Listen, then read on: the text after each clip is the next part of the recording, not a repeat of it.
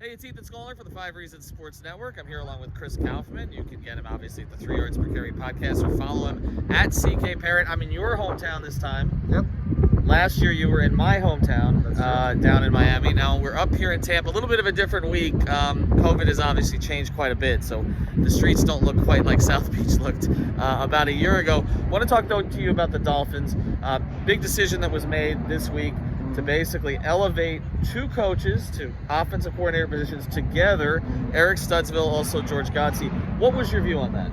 I mean, I think that people have a lot of skepticism toward it, and I think that based on the process, how long it dragged out, and what they're doing, and probably the results of the offense, and a lot of people's misgivings with the Chan Gailey offense, a little side eye is probably warranted, and that's okay. But the whole idea that committee just doesn't work and partnerships for coordinators just doesn't work.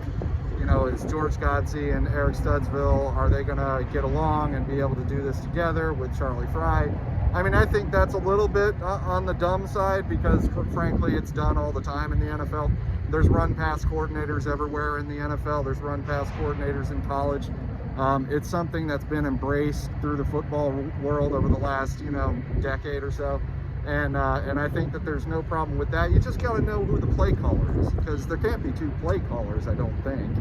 And so we'll find out with time, I think, who the play caller is and who has the ultimate final say. But the partnership itself is not something that we should be really worried about. It's more about, we're holding over from an offense that at times looked very stagnant. And so people will have misgivings about that. And honestly, I have no problem with that. It should be warranted until they prove different. All right, so 2 major issues, a lot of major issues with the team, obviously. But one major issue everybody's talking about is the quarterback position. Tua Tagovailoa was on with Dan Patrick. I thought it was a little bit awkward, the way that question presented.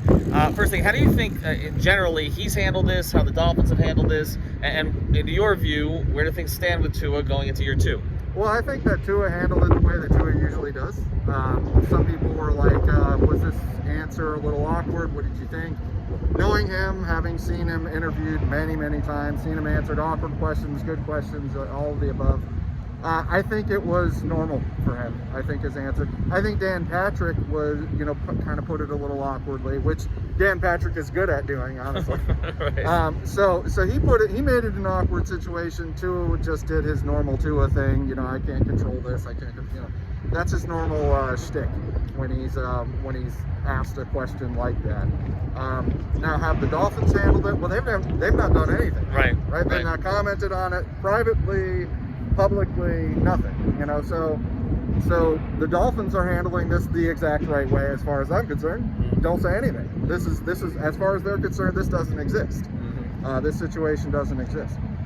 Does it happen? I still remain very skeptical. I think there's a lot of egos involved in Houston and possibly in Miami. I doubt that there's going to be an agreement on a trade price that gets this to happen this year. Now, I do think that Deshaun Watson could end up sitting out this year. And then 1 year from now, he'll still have about the same trade value. He's still only going to be 26 years old or, something like that. So circle back a year from now, the Dolphins will know more about Tua Tagovailoa. They might not have the exact same trade ammunition, but look at the teams that are talking about getting involved right now, whether it's, Carolina or San Francisco or Chicago. Not everybody has the ammunition that the Dolphins and the Jets have. So you can get involved if it's appropriate a year from now. So I would look for that to happen. All right, and the final thing here, the Dolphins for now at least pick 3rd in the draft. Some of this does play in with the Tua situation, obviously, and Watson and what you're talking about, because, of course, that was Houston's pick initially. Right now, though, quickly, you're all in on Devonta Smith, right? Oh, well, yeah, I mean, pretty much at 3, I think that's the choice. I think that's probably the best choice that they can make. If they make a different choice, I'm not going to be heartbroken. It's not, I mean, there's a couple of, especially Penei Sewell. I mean, if they take him, there's benefits there. But I know that they value the number 3 pick really a lot. So I would look for that not to be involved in a Deshaun Watson trade if that does happen. or if it does, if it does happen very grudgingly, possibly a trade down first, something like that. So they value this number 3 pick. They're going to try to make a home run pick, and I think that the obvious is really Devonta Smith. Just, he's our instant chemistry with the quarterback already, need position, the best receiver in the draft.